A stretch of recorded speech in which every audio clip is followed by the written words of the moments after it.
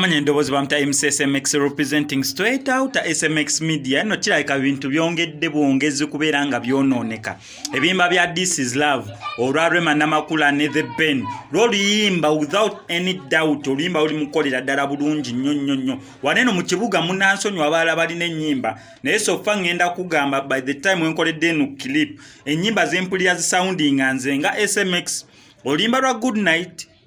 Lydia Jasmine featuring Ricky Man oluyimba luli mukwasaganyizibwa ddala bulungi oba luli mukolera ddala bulungi n'oluyimba lwa The Ben ne Rema Namakula This Is Love oluyimba luli mukwasaganyizibwa ddala bulungi gwe yalabye story yange we nakoledde no story nga nakasoko gireeta into public abantu basobola okubeera nga bagitegeera eyo oluyimba lwa Rema Namakula ne The Ben lwe bayita This Is Love oli mukubeera nga luhiting olina video ennungi olina sound omulungi ebigambo byatandise okubeera nga bitambula mbu oluyimba lwa nakolerwa The Ben ne Fiye nene wabeerawo obutakwatagano oba biki then The Ben nasalawo oluyimba releasing ne Rema ne bareleasing ne bashootinga ne video we twabyogedde ebyo ebintu nabadde maze okukola ku research omutonotono ebintu bikyali so cool naye kisinza okunsurprisinga leero oba olunaku lwa leero Fiye manya MC Cats alina page ye n'ogendayo kati ku Facebook page ye eri official MC Cats osobola okulaba post gyasembyeyo okubeera nga postinga ataddeko ekifaananyi ekyo kyemuli mu kulabako screen ekya agenze na posting ekifaananyi kya Fiye nga aliwamu ne The Ben n'ateekako caption egamba This Is Love ebintu bye nabadde njogerako mu ka video kange akayiseeko olunaku olw'eggulu emabega nabagambye twandisanga oba twandyesanga nga tufunye ennyimba bbiri eza This Is Love that is if kampu ya Fiye webeerayo n'oluyimba lwayo oba nga balulinako copy webabeera nga balulinako copy twandaba nga Fiye oba MC Cats nga manager wa Fiye kubanga gwe tumanyi till now simanyi yo mulala manyi MC Cats kubanga yakola nnyo mu promoting Fiye kubanga neera n'ekyo ekifaananyi yakipostinze nga Fiye aline The Ben n'ateekako caption ya This Is Love twandyesanga nga tulabye oluyimba lwa This Is Love version ya Fiye ne The Ben tulabe oba eneesobola outcompetinga version yasooseewo waneeno ffe gye tumanyi obulungi eya Rema ne The Ben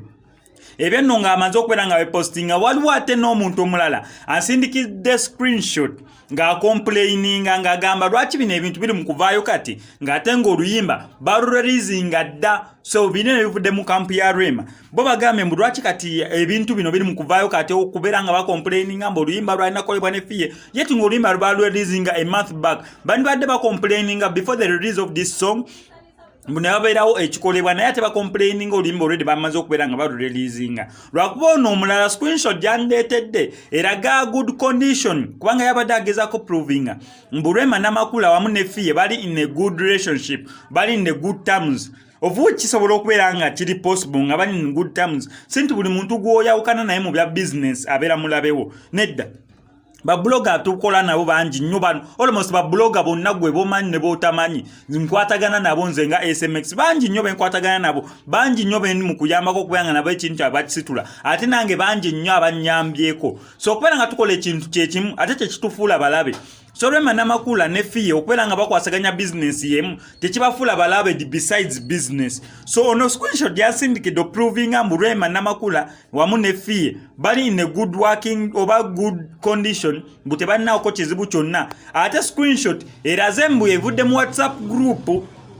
eneraze mbu yava mu WhatsApp group y'abayimbi oba abakyala nga temuli mbasajja osanga abayimbi abakyala bana WhatsApp group yaabwe gye bakolera olugambo lwabwe gye beewerako ideas zaabwe gye bagulizaamu demo zaabwe gye babookingira zi collaboration zaabwe nga ziraga Fiye official mwali